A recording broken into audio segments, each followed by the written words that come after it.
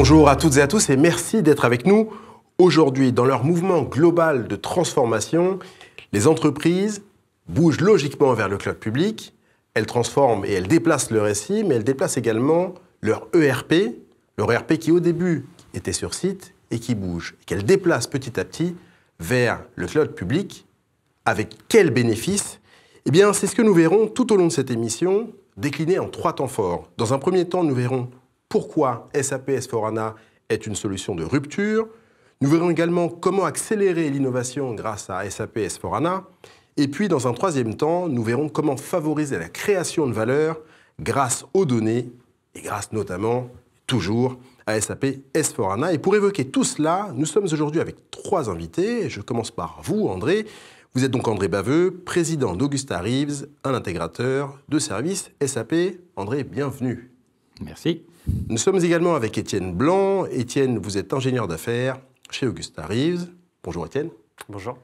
Et nous sommes également avec Lassène Binoumar. Lassène, bonjour. Bonjour Thomas. Alors Lassène, vous êtes directeur du General Business SAP France, leader mondial des applications d'entreprise et, je le précise, première entreprise technologique européenne. Alors, je le disais en introduction, j'aimerais d'abord qu'on parle de SAP S/4HANA et qu'on explique pourquoi il s'agit d'une solution de rupture. Et j'ai une première question pour vous Étienne. Il est vrai que quand on parle d'SAP avec les entreprises, beaucoup d'entreprises voient les passages vers SAP comme des chantiers lourds, longs, qui peuvent également être onéreux. Alors, avec SAP S/4HANA Cloud Public, on n'est pas juste sur un changement technique, sur un passage technique, mais vraiment sur une véritable rupture. Pourquoi, Étienne ? En effet, aujourd'hui, SAP S/4HANA Public Cloud, c'est la solution la plus simple, la plus rapide, la plus efficace et la moins onéreuse du marché. Je vais bien entendu étayer mes propos.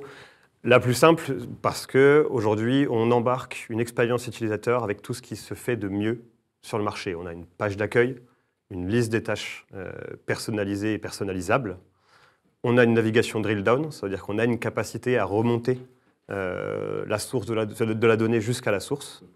Et on embarque quelque chose d'intuitif, de responsive. On répond aux enjeux de mobilité de nos clients avec une navigation multi-device. C'est également, comme je vous disais, la plus rapide. Alors, je ne veux pas rentrer dans les détails techniques aujourd'hui, mais ça repose sur une base ANA, la base de données ANA, pour S/4HANA. Non, bien sûr. Et du coup, elle est plus rapide que les standards du marché, beaucoup plus rapide que les standards du marché. Donc, ça nous permet déjà, effectivement, un délai de réponse plus rapide, mais également, on va être sur la possibilité d'exploiter de la donnée directement dans l'ERP. Ça, c'est une révolution. Donc un bénéfice très concret aussi pour les entreprises. Tout à fait, effectivement. Donc on a un reporting embarqué à disposition des utilisateurs finaux directement dans la solution. C'est la plus efficace, comme je vous le disais, alors, pour cette raison, mais également parce qu'on est totalement aujourd'hui dans une approche best practice. On est capable de standardiser 70, 80, 90% des processus de l'entreprise avec le savoir-faire des SAP, donc qui repose sur 50 années d'expérience, leader historique du marché, dans plus de 26 industries. Ça vous permet forcément de structurer votre entreprise avec les meilleurs process, les meilleures pratiques. Et surtout, ça nous permet, à vous comme à nous, clients, de nous focuser sur vraiment les 10%, 15% qui sont la clé de voûte de votre entreprise, les facteurs différenciants, là où vous générez de la valeur. Et on va ensemble aller se concentrer sur ces sujets-là. Et les 90% restants sont du standard. On les gère. Et du coup, par voie de fait, la moins onéreuse, parce que plus on standardise, et c'est vraiment la volonté aujourd'hui qu'on souhaite faire passer comme message, plus on va standardiser, moins on va faire des projets qui seront énergivores en termes de ressources, en termes de planning, et du coup nécessairement en termes de finances. Et du coup, aujourd'hui, on est tout à fait capable d'avoir des projets mis en production en 3 à 4 mois. Sur des sociétés, on avait forcément la vision historique SAP grand compte, sur des sociétés en devenir comme des startups ou des PME à taille humaine. Donc, pas que des grands comptes, c'est vraiment important de le préciser, pas que des grands comptes. On décline également et on peut proposer du SAP S/4HANA Cloud Public à des entreprises plus petites ou des entreprises en devenir, effectivement. Tout à fait. Lassène, quels sont les avantages de cette solution construite sur les best practices? Étienne vient de le dire. Est-ce qu'on peut rentrer un peu plus dans le détail et expliquer ce que très concrètement ça apporte aux organisations? Rentrer dans le détail, ça va être difficile parce qu'il y a beaucoup de choses qui ont été dites et bien dites par Étienne. Donc, Si on reprend un petit peu le point qui a été évoqué, hein, SAP, 50 ans d'expérience, une couverture fonctionnelle, donc un ERP dans plus de 25 industries, déployé dans plus de 120 pays dans le monde. Donc on bénéficie d'un socle technique reconnu sur le marché, et c'est la raison pour laquelle on est leader. L'idée, effectivement, c'était de le mettre à disposition des entreprises, des PME et des ETI, et une information qu'on sait relativement peu, mais 83% de nos clients sont des PME et des ETI. C'est 350 000 des 420 000 clients dans le monde. Cette solution S4 Public Cloud, elle a pour ambition d'accélérer effectivement ce développement au sein de ces entreprises de taille intermédiaire, parce que le modèle cloud, effectivement, c'est un modèle standard, c'est un modèle beaucoup plus simple, qui permet de répondre aux contraintes effectivement des PME, des ETI, hein, des contraintes en termes de gestion des budgets, en termes de ressources, aussi qui sont limitées. Elles n'ont pas forcément de DSI, et donc c'est beaucoup plus simple pour elles. Elles n'ont pas la capacité d'avoir des projets qui vont pouvoir être étalés sur plusieurs années avec des équipes relativement conséquentes. Et finalement, on a bénéficié du meilleur des deux mondes. C'est-à-dire qu'on bénéficie de la complétude fonctionnelle très forte d'une solution SAP, mais d'un modèle qui est beaucoup plus adapté effectivement à leurs organisations. On vient de parler de standardisation, on va continuer de creuser cette thématique plutôt avec vous, André. Comment justement aujourd'hui cette standardisation des processus proposée par SAP S4HANA permet-elle justement aux entreprises de vivre finalement cette transition plus facilement? Et comment ces modèles peuvent-ils aider à réduire les coûts? Alors, pour illustrer ça, souvent je prends l'exemple d'une cuisine. Personne aujourd'hui songe à équiper sa cuisine avec des placards sur mesure. On va choisir des placards standards, on va constituer une cuisine qui sera tout aussi pratique, tout aussi jolie et beaucoup moins chère en termes de mise en œuvre. Eh bien, l'équivalent du placard dans SAP S4HANA, on appelle ça des best practices, c'est des processus standardisés. Et il y a peu de chances que la manière dont vous achetez des prestations, des fournitures, dont vous payez vos fournisseurs, soit différente de ce que font vos concurrents ou d'autres acteurs dans des secteurs équivalents ou proches des vôtres. Donc on va jouer sur cette commodité de processus pour faire des projets plus rapides, plus simples, parce qu'on va juste utiliser des briques qu'on va assembler. Voilà. Donc ça va nous faire des projets plus courts, plus simples, mais ça va également simplifier la maintenance. Si aujourd'hui on se projette en 2024 ou 2025, on va avoir à déployer de la facturation électronique pour respecter des contraintes légales, c'est évident que cette facturation électronique va rentrer dans des best practices SAP et qui seront complètement intégrées avec les best practices finance, comptabilité que vous aurez utilisées dans le cadre de ce projet. Et donc on va avoir enfin une maintenance qui est évolutive, qui est agile, qui est réactive. Et ces mots-clés, c'est ce qu'on retrouve dans le top 3 de ce qu'attendent les COMEX ou les CODIR de leur nouveau système d'information. Voilà. Donc cette réactivité, cette agilité, elle est vraiment clé. Et grâce à cette approche best practice, on réduit les projets, mais on gagne aussi dans la totalité du cycle de vie de la solution. Juste un mot, André, sur cette standardisation de processus. Ça veut dire que si je prends, par exemple, je prends l'industrie du retail, par exemple. Vous avez différents clients dans le retail. Je ne vais pas donner de nom, on en connaît tous.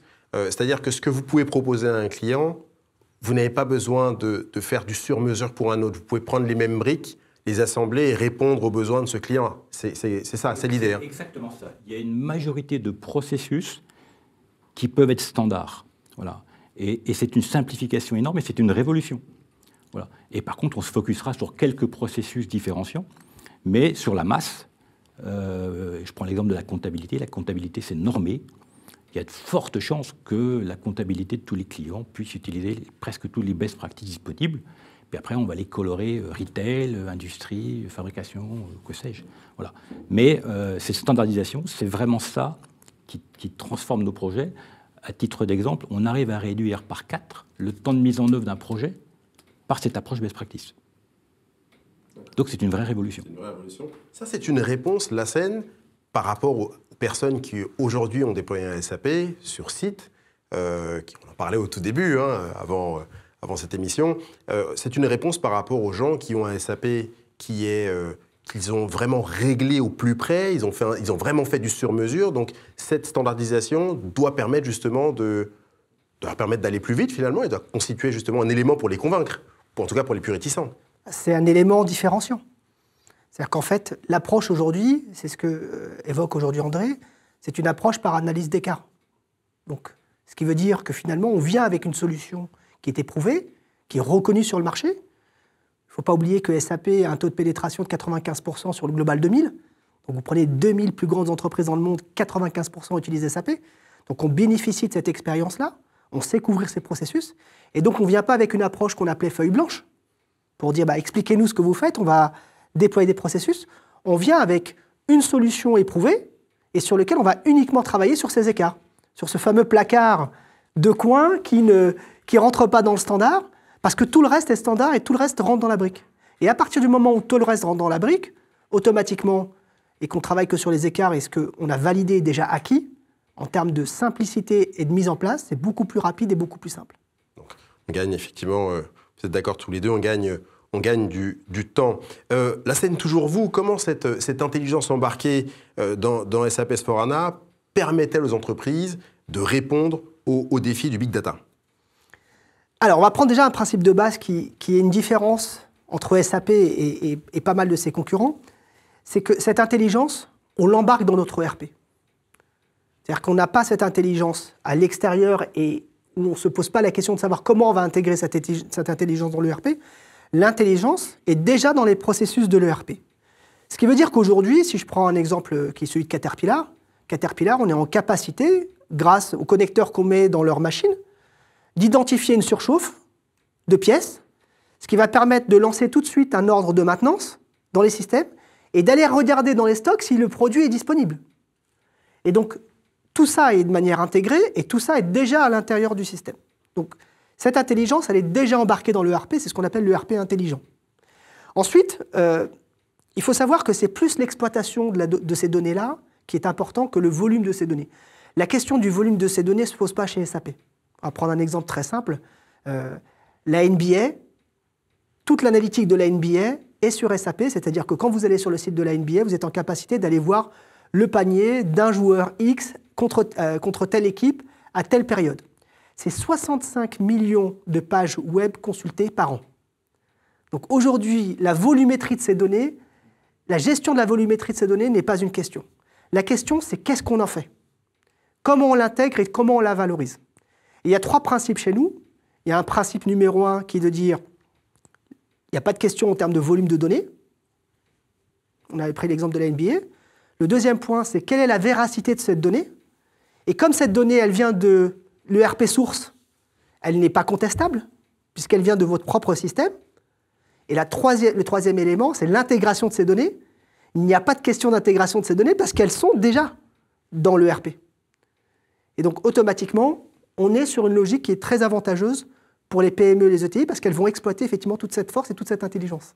Quand vous dites la scène qu'il n'y a pas de questions sur la volumétrie, c'est-à-dire que certaines entreprises, on voit qu'une partie d'entre elles se retrouvent dans l'année avec des fluctuations plus ou moins importantes sur le volume de données à traiter. Pour vous, pas de différence entre ces différents volumes. Je pense par exemple au retail, encore une fois, des périodes de solde, on a énormément de connexions, on a énormément de requêtes, on a énormément de flux entrant et sortant sur le réseau.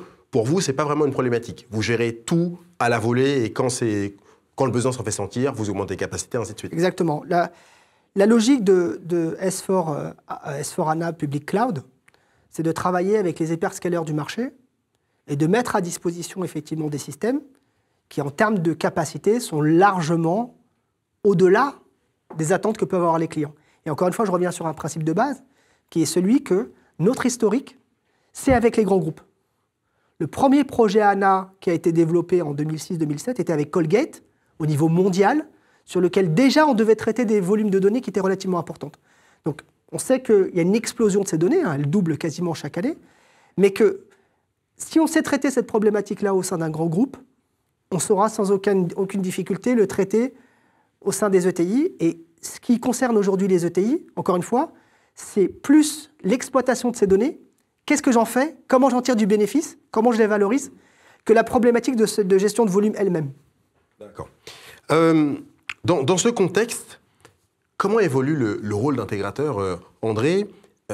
comment un intégrateur comme Augustaris vient-il, par son savoir-faire, compléter une offre qui est déjà très complète, qui est celle de SAP S/4HANA Cloud Public? Alors déjà, pour poser le débat de SAP S/4HANA. SAP S/4HANA, c'est ce qu'on appelle un cœur digital. Et si je veux aller au bout du raisonnement, pour moi, c'est un ensemble de services où on va retrouver nos fameuses best practices. Mais c'est aussi un cœur digital qui est ouvert, qui va pouvoir intégrer tout un tas de services externes qui vont l'enrichir et qui vont créer de la valeur. Et ces services, ça peut être des services qui viennent de SAP, qu'on fournit déjà beaucoup. Par exemple, je peux avoir un service qui va m'aider à faire du rapprochement bancaire avec du machine learning, de l'intelligence artificielle, pour augmenter mon niveau de rapprochement. Et c'est relativement efficace. Ça peut être des services SAP, Augustaris, pardon. Les deux, voilà. Des solutions certifiées par SAP.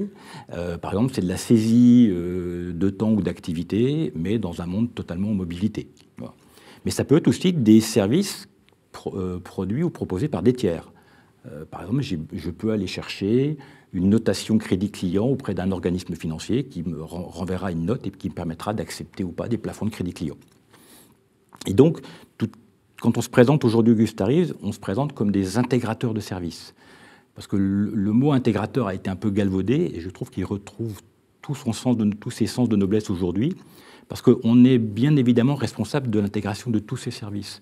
Donc on doit, comme précédemment, coordonner le travail de nos équipes, le travail des équipes de nos clients, mais également tout un tas d'autres acteurs, dont des tiers externes, qui vont enrichir ce cœur digital de nouveaux services.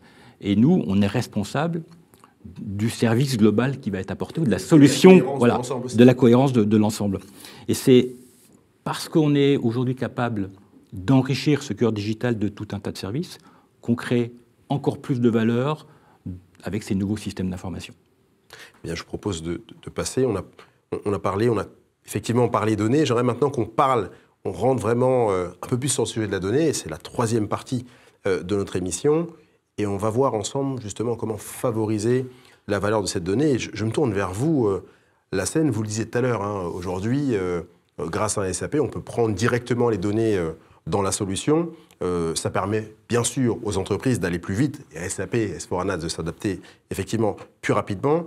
C'est Étienne qui parlait tout à l'heure de la capacité de reporting, et je vous pose la question, dans quelle mesure cette capacité de reporting présente dans la solution répond-elle à ce besoin? Lassène, puis Étienne. Alors, juste pour revenir dans un premier temps d'abord sur ce que disait André, encore une fois, le savoir-faire des partenaires dans leur capacité effectivement à être une société de conseil qui va les aider effectivement à mettre en place tous ces processus est relativement importante. Et encore une fois, il y a vraiment une notion de proximité et de connaissance qui est importante pour être au plus près de ses clients et pour pouvoir les conseiller de la meilleure façon possible, si je puis dire. Ensuite, pour revenir à votre question, la technologie aujourd'hui, elle permet de lier le transactionnel et l'analytique. Et c'est une nécessité. Hein, vous avez besoin de savoir à l'instant T où sont vos états de stock, quel est l'état de vos ventes, etc. etc. Et on le valorise très bien aujourd'hui chez SAP, et on a énormément de business cases qui finalement apportent énormément de valeur au business, excusez-moi. D'ailleurs, Lassène, vous avez un exemple d'une marque bien connue par les Français. Oui, la marque préférée des Français. Oui. Donc, Picard Surgelé. Donc le business de Picard Surgelé, le business model de Picard Surgelé, effectivement, c'est d'être positionné en centre-ville avec des points de vente qui sont relativement petits. Et comme on sait qu'une grande partie du chiffre d'affaires de Picard Surgelé se fait pendant la période de Noël, les gens adorent la bûche de Noël de Picard Surgelé, ils vont livrer près de 3 fois par jour les magasins qui sont en centre-ville lorsqu'ils ont des activités, un pic d'activité dont vous avez parlé tout à l'heure, qui est très très forte. Aujourd'hui, on sait lier effectivement le transactionnel à l'analytique par un exemple très simple. Tous les passages de caisse aujourd'hui chez Picard Surgelé permettent un réassort automatique des stocks, ce qui permet aux livreurs d'avoir l'information le plus tard possible avant de livrer pour pouvoir ainsi livrer les points de vente et éviter les ruptures de stock. Donc on ne fait plus rien à la main. C'est-à-dire que la solution elle-même est capable de comprendre que ce qui a été pris en rayon, passé en caisse, est sorti du magasin en fait. Oui, et on va plus loin que ça. C'est-à-dire qu'on est aussi en capacité de voir l'historique.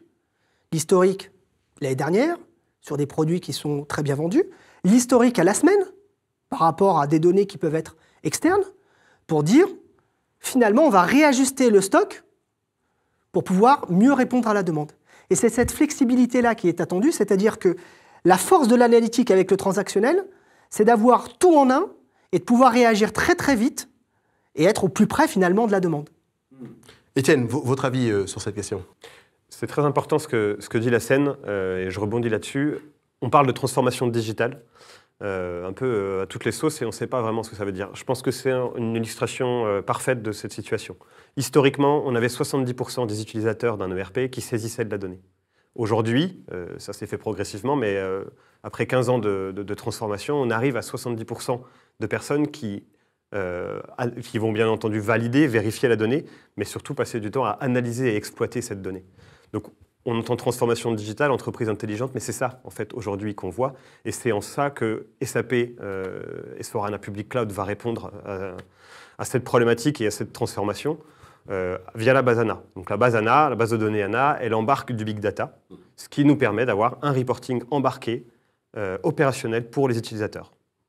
Et ça, c'est une vraie force. On a aussi la capacité d'avoir une donnée accessible. Historiquement, c'était très très compliqué de structurer sa donnée dans une entreprise où on avait une énorme dépendance. Aujourd'hui, on a beaucoup plus d'autonomie pour les utilisateurs et la DSI pour exploiter cette donnée. Elle est aussi beaucoup plus facilement accessible pour l'utilisateur avec ce qu'on va appeler une recherche type Google qui est embarquée dans SAP S/4HANA. Donc vous tapez par exemple un numéro, une référence d'un client que vous avez au téléphone quelques minutes avant.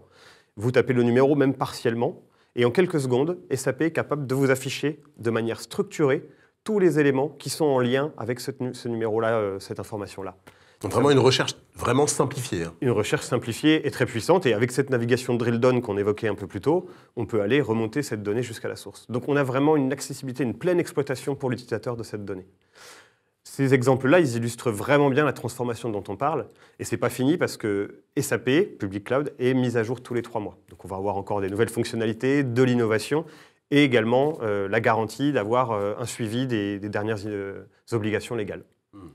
Alors nous sommes presque à la fin de cette émission. Étienne, si on devait retenir quelques idées, quelques idées fortes de ce que vous-même, André et la scène avez présenté aujourd'hui, qu'est-ce qu'on devrait retenir? Allez, rapidement pour ceux et celles qui nous regardent. J'ai envie d'utiliser un seul mot-clé, c'est la valeur. Aujourd'hui, ce qu'on veut, c'est que le client se concentre sur la valeur de son entreprise. Et nous, on s'occupe du reste. On s'occupe de l'hébergement, qui est sécurisé, comme l'a évoqué la scène. On s'occupe de la standardisation des process, qu'on couvre à 80%, 90%. Donc c'est SAP et Augusta Riff qui s'en occupent. On s'occupe de collecter la donnée. Et ce qu'on veut, c'est que le client, avec notre accompagnement, se focus vraiment sur ce qui est la clé de voûte de son entreprise, ce qui va lui permettre de se différencier et d'exister de manière pérenne sur le marché, avec aussi la bonne prise de décision de ses utilisateurs grâce à ce reporting embarqué. Ça, nous, aujourd'hui, on est très confiants sur cette approche-là. On est capable d'embarquer, et on serait ravis de le faire rapidement, nos clients avec des ateliers Discovery. Donc on a un premier échange avec nos clients, qui nous explique un peu leurs pain points, comment ils fonctionnent aujourd'hui, leur organisation. Et nous, très rapidement, à la suite de l'atelier suivant, on leur fait une démonstration contextualisée avec SAP S/4HANA Public Cloud, contextualisée avec leurs informations à eux. Et déjà, on est capable de leur montrer ces bénéfices, quelques bénéfices rapidement. Bon. Bien, je pense que le message est passé. Merci beaucoup, messieurs, d'avoir été avec moi aujourd'hui. Merci à vous de nous avoir suivis. Je vous souhaite une excellente journée et je vous dis à bientôt pour une prochaine émission. Au revoir.